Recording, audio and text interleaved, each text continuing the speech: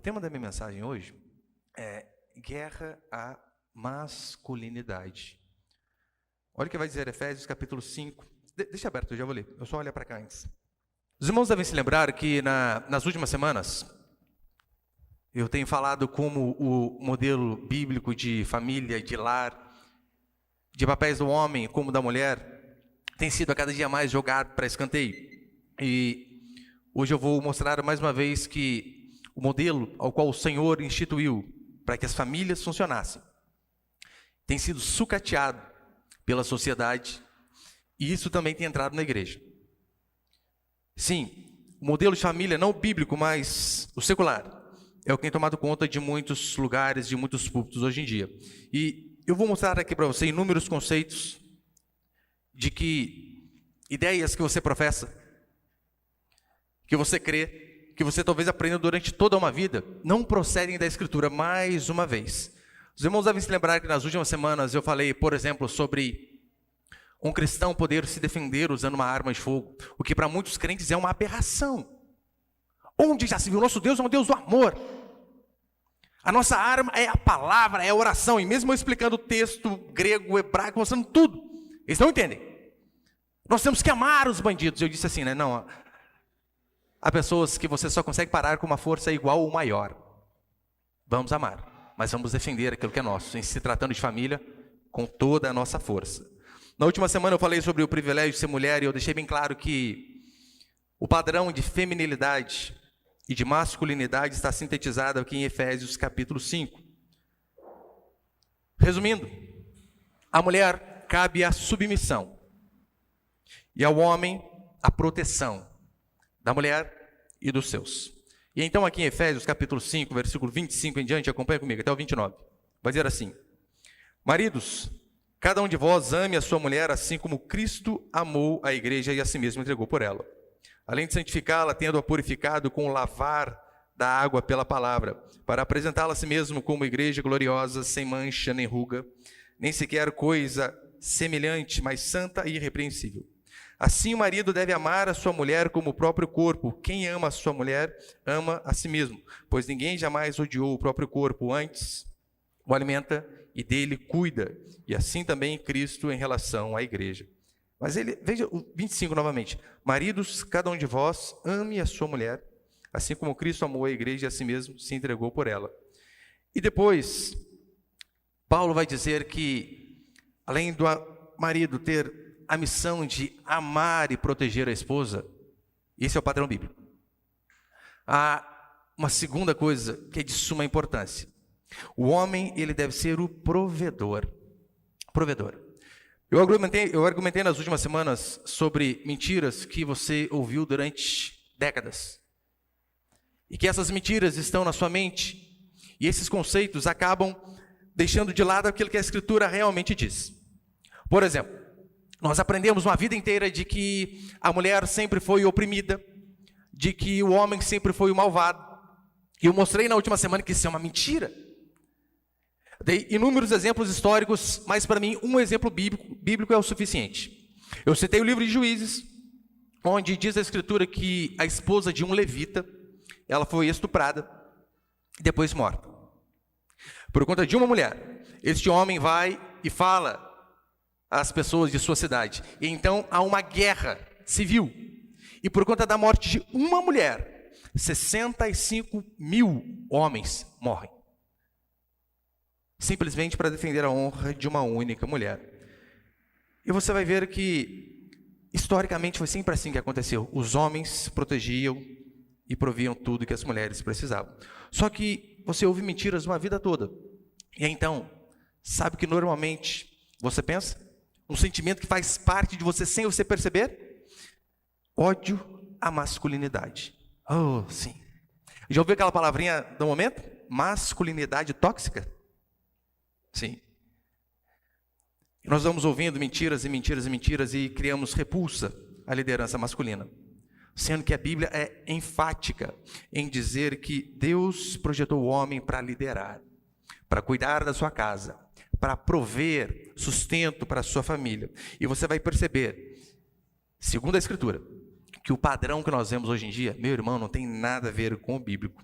O que vemos, na verdade, é uma campanha sistemática para denegrir a imagem do homem. Acho que até essa palavra usar fica ruim, né? Hoje não pode usar nada, né? Se usar denegrir, o pessoal diz que eu sou racista. Onde já se viu denegrir? Não pode. É um mimimi que só vendo. É tão interessante que Suzanne Wencker, no seu livro The War on Men, que eu disse na última semana, ela diz assim, falando sobre os Estados Unidos: essa nação em poucas décadas transformou os homens de respeitosos e protetores em palhaços. A nação americana transformou os homens de protetores em palhaços. E você vê isso de forma prática, sabe onde?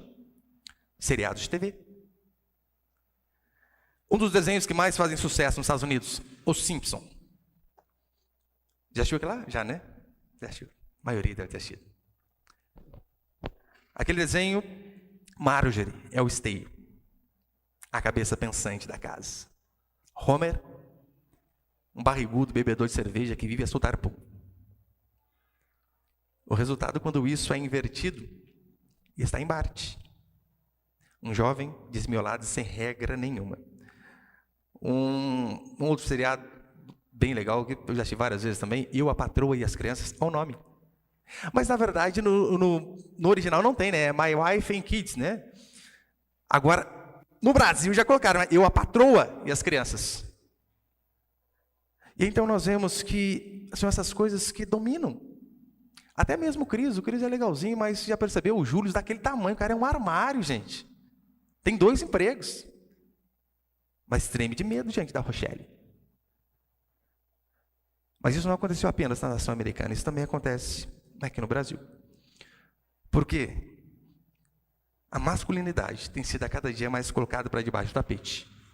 Nós somos ensinados a criar aversão ao homem que é verdadeiramente macho. E eu vou dizer macho que não tem nada a ver com ser troglodita, com levar a mulher para passear igual, né, no tempo das cavernas, pelo cabelo, não tem nada a ver. Macho, segundo a Escritura. Eu acho que, eu não lembro exatamente quanto tempo atrás, o Santander ele lançou um comercial. O Santander foi aquele mesmo banco que apoiou o Queer Museu, né, crianças trans lá. E então, o Santander ele lançou um comercial que era mais ou menos assim. Uma moça estava grávida, solteira.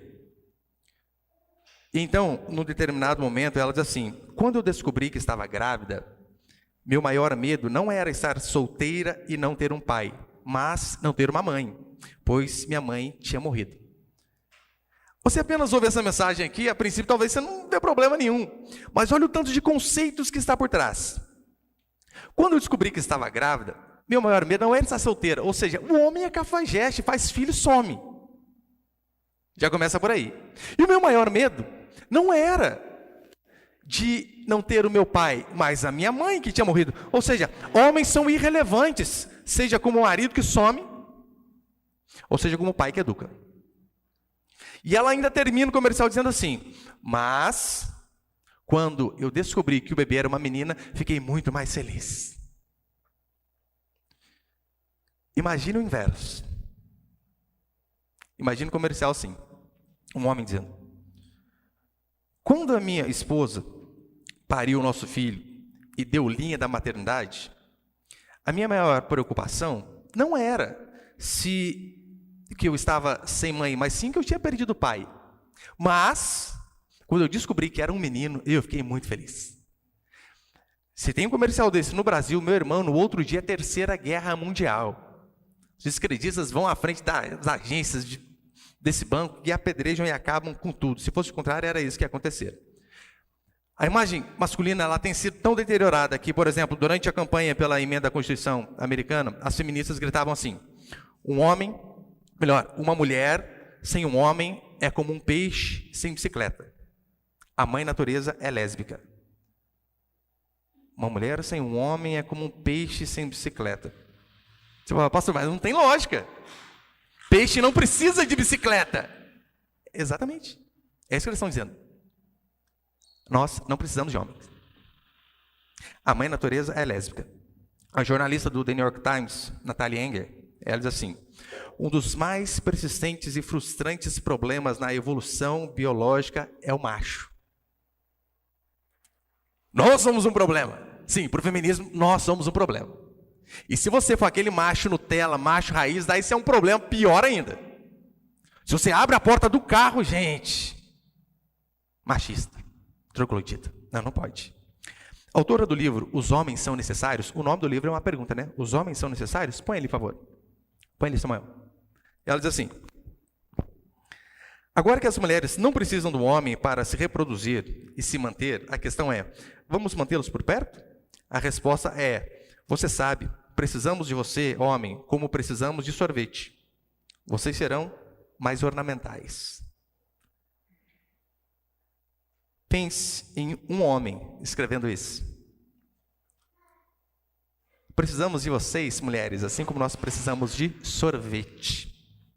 Vocês só serão coisas ornamentais, ou apenas para dar aquele prazer, para refrescar quando a gente estiver com calor. Problemas.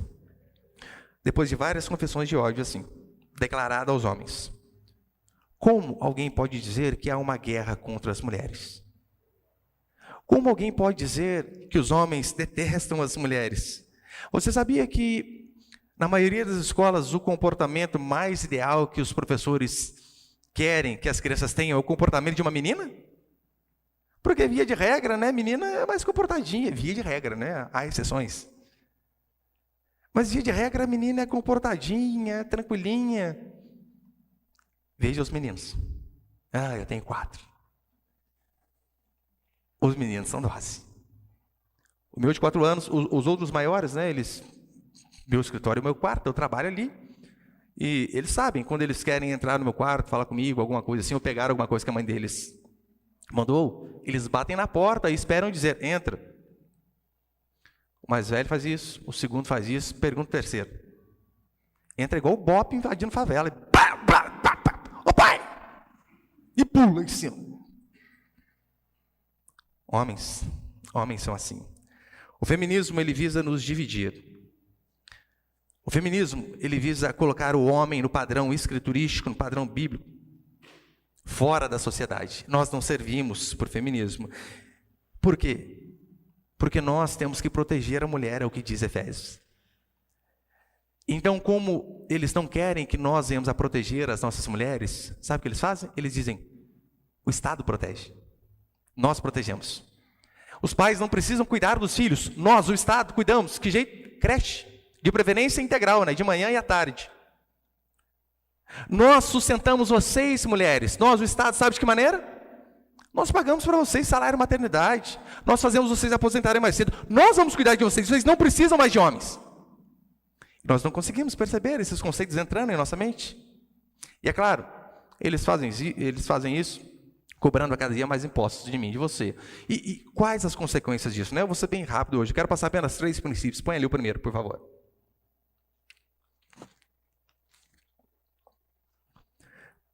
Quais as consequências desta guerra à masculinidade?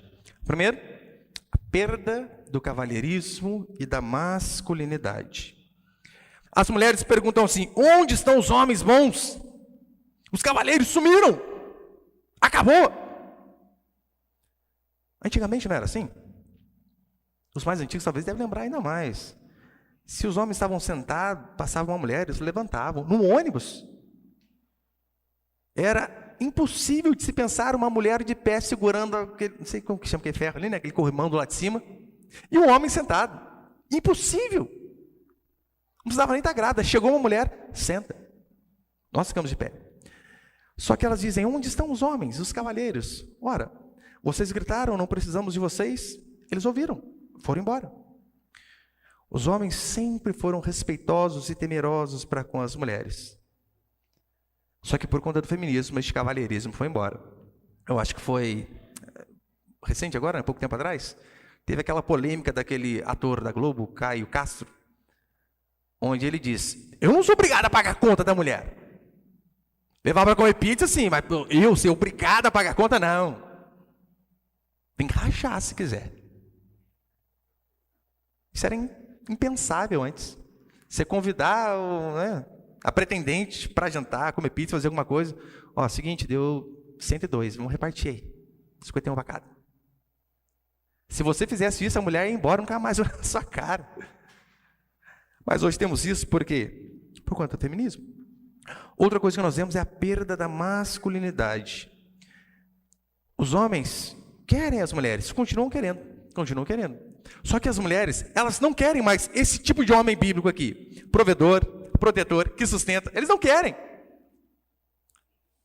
Só que como os homens continuam querendo as mulheres dizem assim, se for nesse padrão de macho alfa, que lidera, que protege, nós não queremos. Queremos um homem mais sensível. Queremos um homem que troca a fralda e lava a louça. Quando eu digo troca a fralda e lava a louça, né, é apenas como figura, né? Nada contra fazer, não. Mas elas querem aquele homem que, olha, não precisa ser rústico. Não. Esse homem macho, não precisamos disso. Para quê? Querer ser igual a esses homens da Bíblia aqui? Sustentar a mulher? Não. Ser provedor, protetor? Não precisa. Esses dias eu via um pequeno trecho de um podcast onde uma das mulheres disse assim, o meu namorado não liga de eu pintar a unha dele. Não liga. E nós já combinamos. Se tivermos filho, o nosso filho vai pintar a unha sim. Qual o problema? Não, e nós achamos que isso aqui é desconstruir aqueles pensamentos retrógrados. Se eu não me engano, o podcast estava aquela Giovanna Eubank, não sei se é assim que pronuncia o nome dela. Então ela disse assim, olha, um homem padrão que nós vemos para a sociedade hoje, sabe quem é? Vitão. Você sabe quem é o Vitão? Não. Vitão. O Vitão veio desconstruir os padrões. Vitão talvez foi aí o pilar ali da separação daquele humorista Whindersson Nunes. Ela disse que o Vitão veio, na verdade, desconstruir os padrões. Põe ele para frente, por favor. Pode pôr.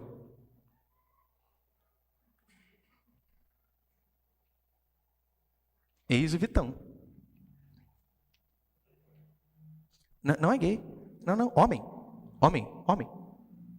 É um homem que veio desconstruir os padrões. Quais padrões? Os bíblicos. Aí o homem, ele continua desejando a mulher. Só que agora, para tê-la, ele precisa ser um pouco mais banana, né? Precisa ser um pouquinho mais afrescalhado. Não pode ser o homem com traços de macho, como diz a Escritura. Pode tirar ali, Samuel, põe para frente, senão vocês olham mais para o Vitão que para mim. Passa ali, para cá. Há um processo, de fato, para tornar os homens femininos. Sim, é um processo. É só você ver se isso não é verdade. Olha aqui os mais antigos. Eu não sou tão velho assim, 37 anos, né? Aí o corpinho de 36. 37. Eu lembro que quando eu era menino, eu morava em Aparecida, né, próximo aqui, e tinha a feira, que nós constantemente pobres só compramos as coisas na feira, né? Até hoje estou comprando, por isso que a pobreza está desde lá me seguindo.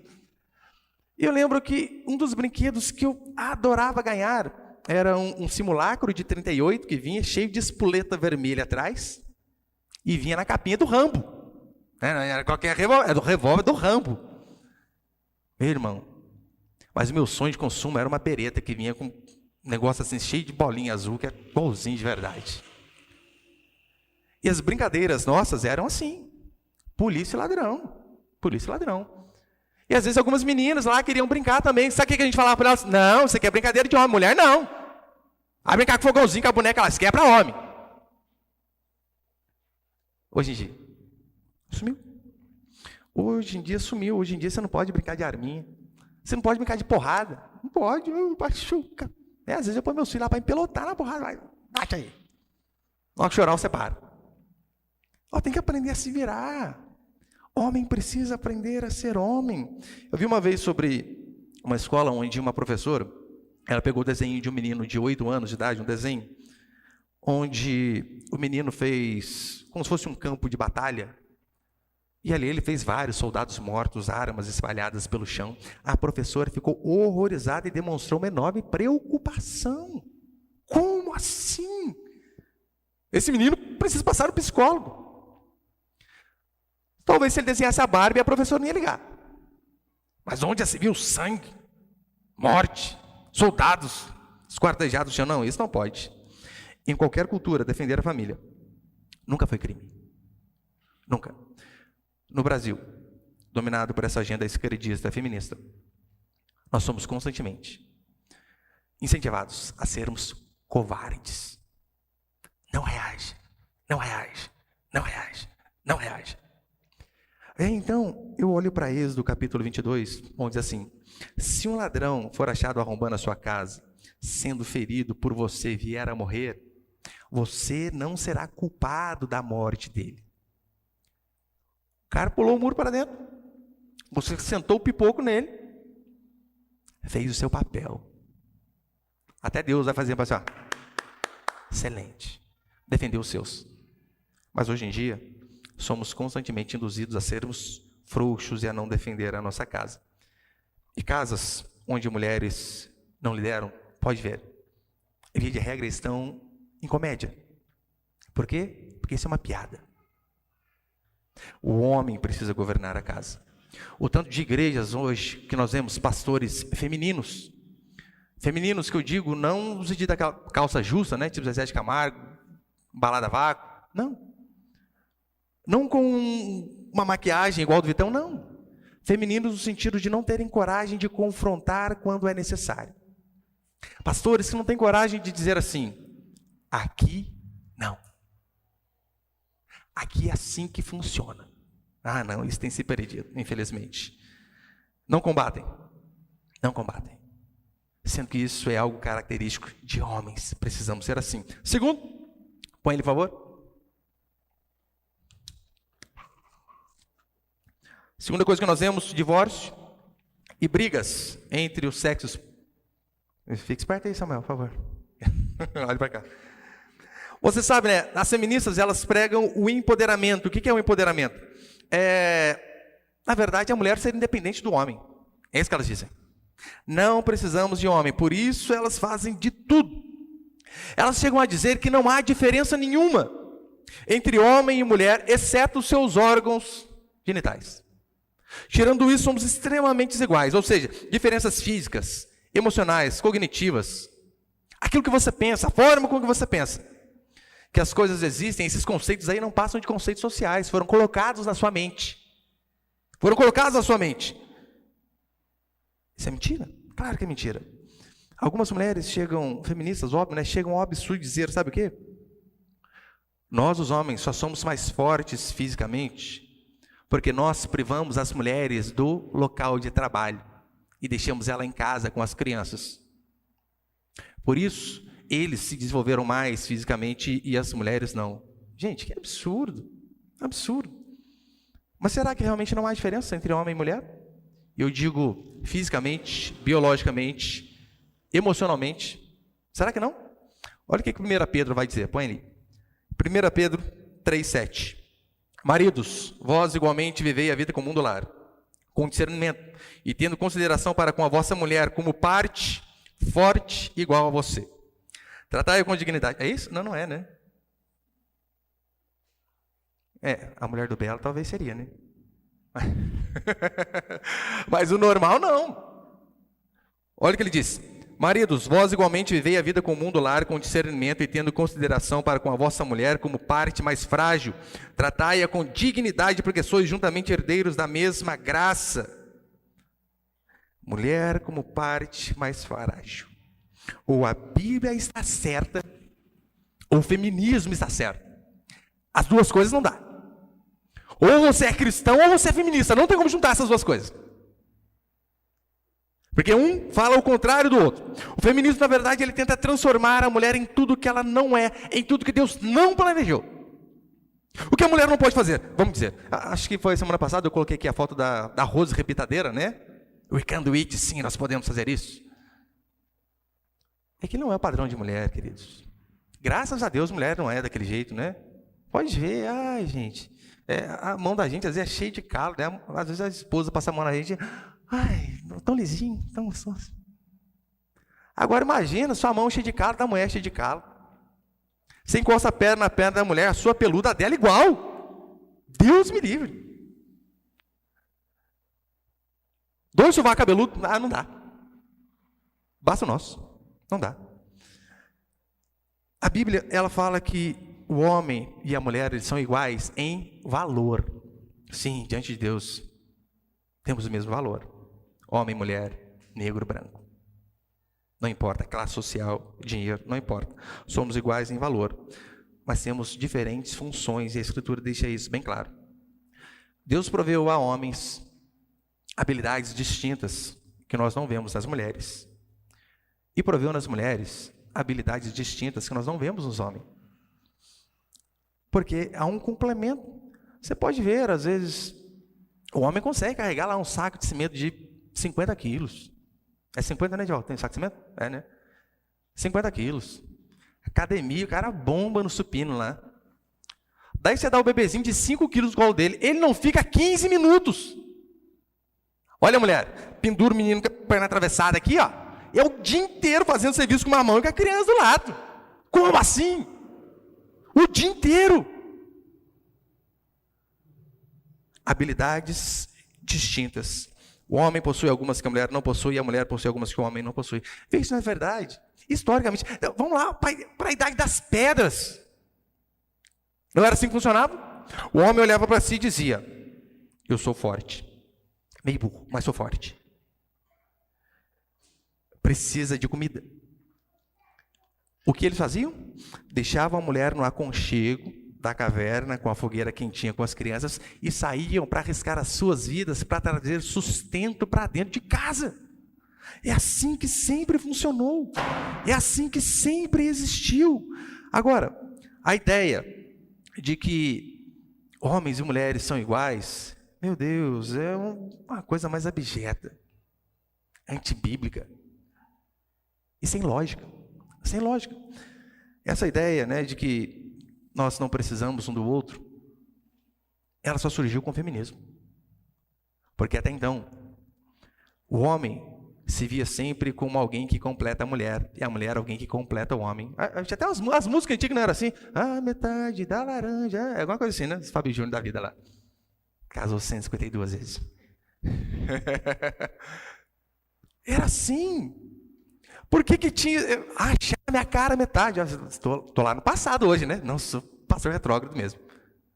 Por que tinha essa questão de achar a cara metade, gente? Porque um se completava no outro. Nós precisamos um do outro. O homem precisa da mulher, assim como a mulher precisa do homem. Esse é o padrão bíblico. Deus, quando ele faz Adão, olha o que ele diz: não é bom que o homem esteja só. Lá na criação, Deus já diz isso: não é bom que o homem esteja só. Ou seja, ali é um atestado de dependência mútua. Vocês precisam um dos outros. Agora, será que o aumento expressivo no número de divórcios não é porque esse princípio bíblico tem sido negado? Qual o princípio? De que a mulher precisa do homem, assim como o homem precisa da mulher. Pode ter certeza. E terceiro, e último para encerrar, põe ele, por favor. Agora que eu comecei o tempo, irmãos. Terceiro, repulsa a liderança e proteção masculina. Nós lemos aqui que o homem é o provedor. E por que o homem é o provedor?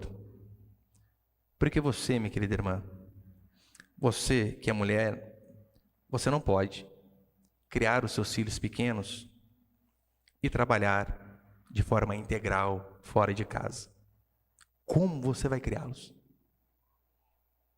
Como você vai dar educação a eles? Se você fica o dia inteiro fora de casa. Pastor, mas espera lá, a mulher de Provérbios trabalhava. É verdade? É verdade, trabalhava muito. Leia Provérbios 31, trabalhava demais.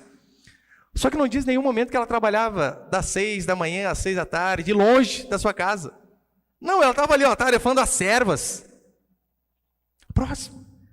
Junto com o filho, junto com a filha. Porque há trabalhos que são incompatíveis com a missão de mãe. Incompatível.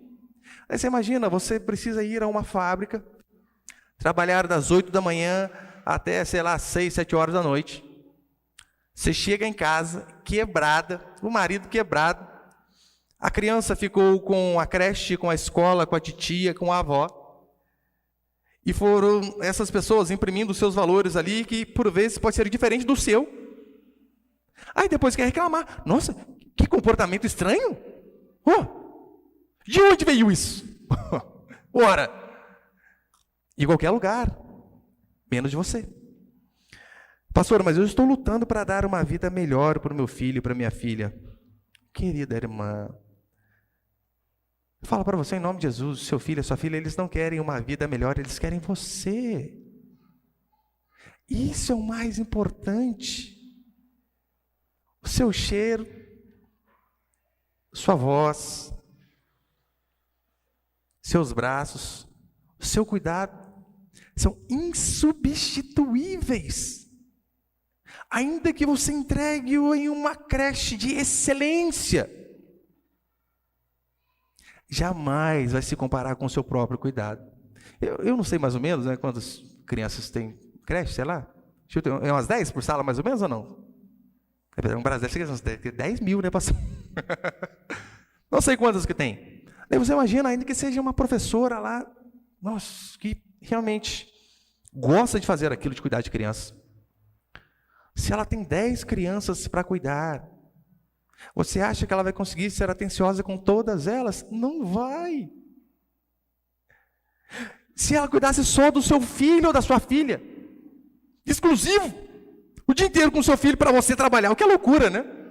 Eu não consigo entender. A mente de pobre, às vezes, gente, a NASA precisa estudar. Ela arruma um serviço, às vezes a mulher arruma um serviço de 1.200, paga 800 para uma pessoa ficar com a filha dela o dia inteiro, chega em casa quebrada e sobra R$400 no mês. Não tem lógica. O que os nossos filhos e filhas mais precisam são de nós. Se você é mãe, pode ter certeza. Ai, pastor, mas eu vou poder comprar o brinquedo do ano, fazer isso, fazer aquilo. Mais importante do que qualquer brinquedo, do que qualquer coisa que você possa dar, pode ter certeza, é a sua presença, ainda que seja fazendo trança naquela bonequinha que está parecendo Chuck, de tão antiga. Mas o simples fato de estar junto. Isso é incomparável, incomparável. Todo o trabalho deixará de existir. Sim, mas as crianças criadas para a glória de Deus existirão para todo sempre. Então, toda a ideia de família que não provém da Escritura, meu irmão, minha irmã,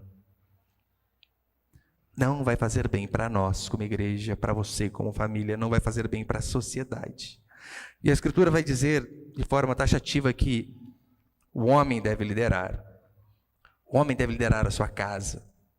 O homem deve liderar a igreja. É isso que a Escritura nos ordena, porque há uma predisposição. Sim, o homem ele tem essa predisposição para liderar. Em contrapartida, veja, as mulheres são muito mais afetuosas.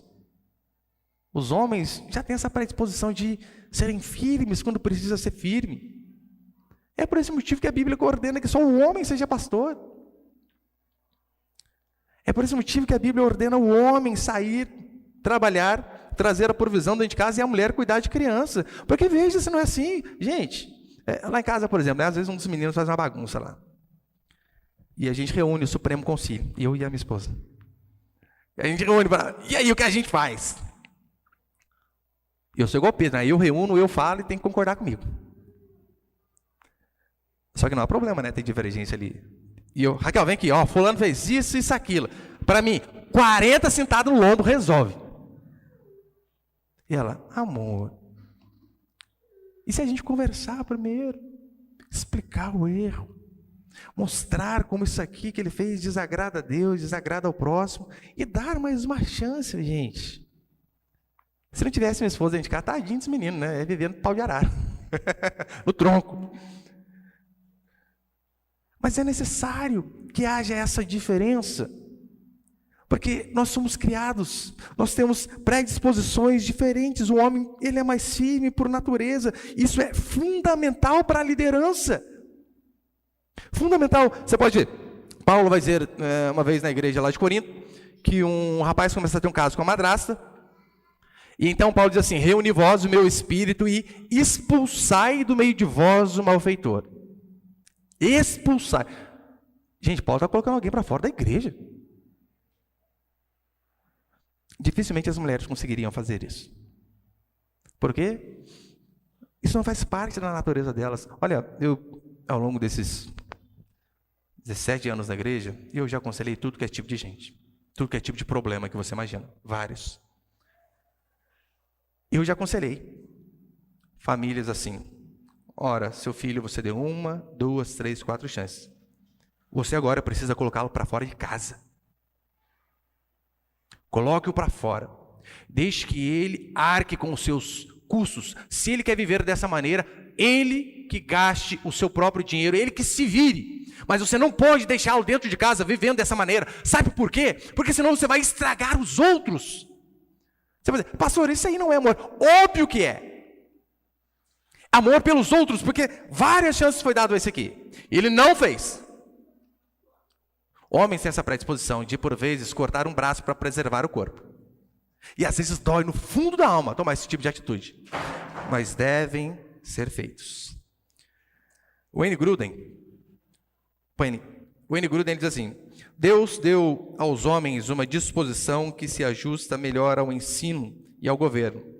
Deus deu à mulher uma disposição mais relacional e a cuidar das pessoas. Essa aqui é basicamente a definição do cristianismo. É disso que o cristianismo se trata. Sabe do quê? Trabalho em equipe. Trabalho em equipe.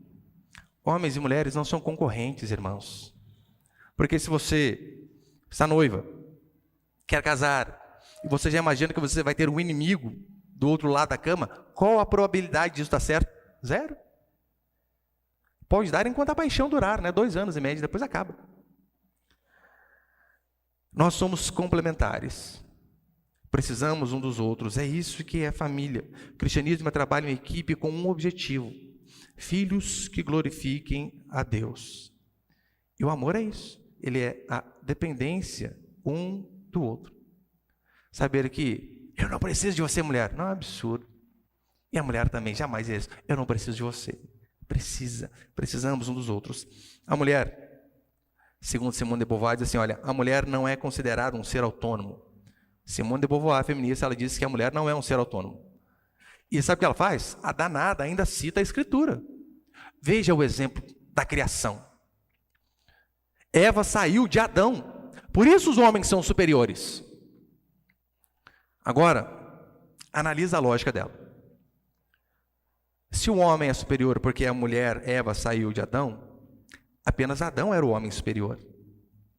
Todos os outros homens saíram de uma mulher. Todos. Então, não tem lógica esse tipo de argumento. O homem é pensável sem a mulher. Mentira. Nós não vivemos sem as mulheres. Assim como as mulheres não vivem sem os homens. É por isso que Deus disse, não é bom que o homem seja só. Falhei uma auxiliadora que seja idônea. Põe para frente ali. Suzanne Wenger, ela vai dizer assim, o feminismo mudou o próprio sentido da vida.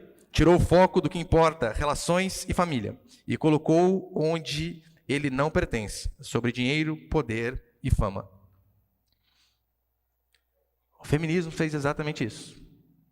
Tirou o foco daquilo que é importante, famílias. E colocou dinheiro, poder, fama. Igrejas e famílias são destruídas. Sabe por quê? Porque homens, por vezes, não são homens. Não exercem o papel de liderança. E a Bíblia diz que assim deve ser. O cristão, ele não vê, a mulher cristã, ela não vê a submissão como um rebaixamento. Não. O cristão por si só, ele anela, ele anseia por ser submisso à vontade do seu Deus. Mas hoje, as mulheres, infelizmente, hoje as mulheres acreditam que apertar uma porca fora de casa no trabalho, apertar uma porca fora de casa é algo significativo. Trocar uma fralda em casa, oh Deus, não tem significado nenhum. As mulheres acreditam que você sair de casa e obedecer a um patrão é orgulho. Você ficar em casa e se submeter ao marido é vergonha. As mulheres acreditam que cuidar de uma casa onde ela é dona, irmãs, você tem que se orgulhar. O que você é? dona de casa. Olha aí, gente, dona.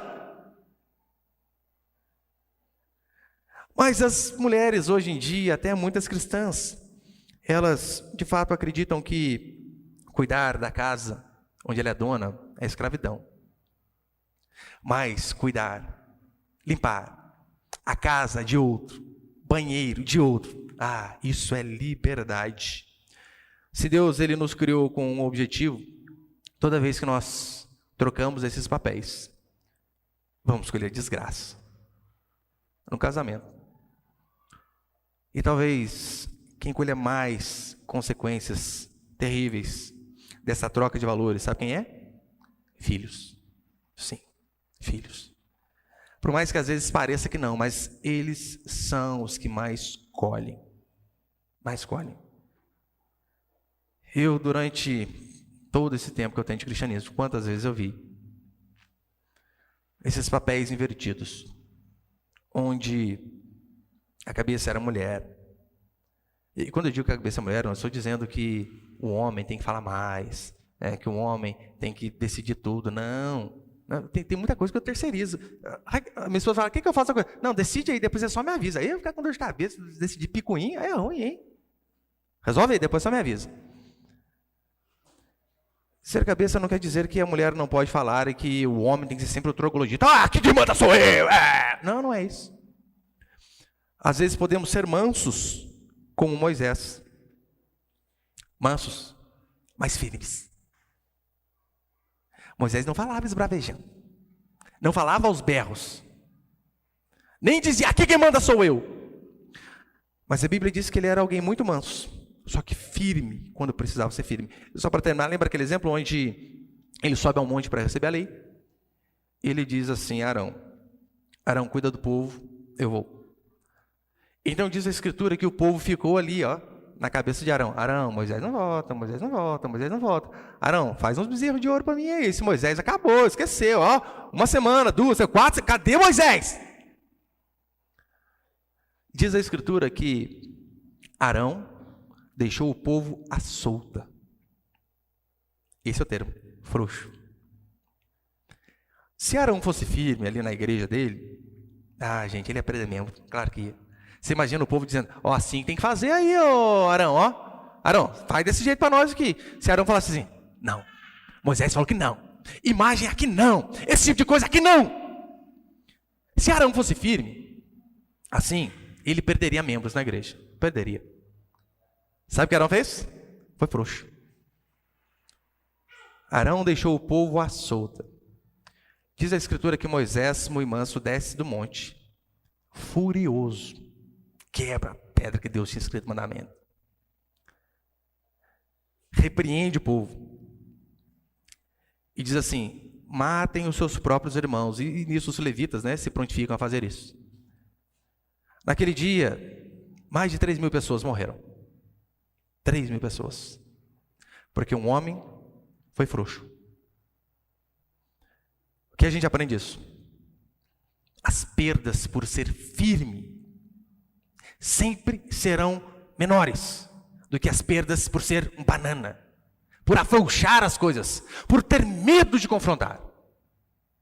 As perdas serão sempre menores. O que cabe a nós é nos submetermos à vontade de Deus, porque é só assim que conseguiremos desfrutar da boa, perfeita e agradável vontade do nosso Senhor. Amém, meus irmãos?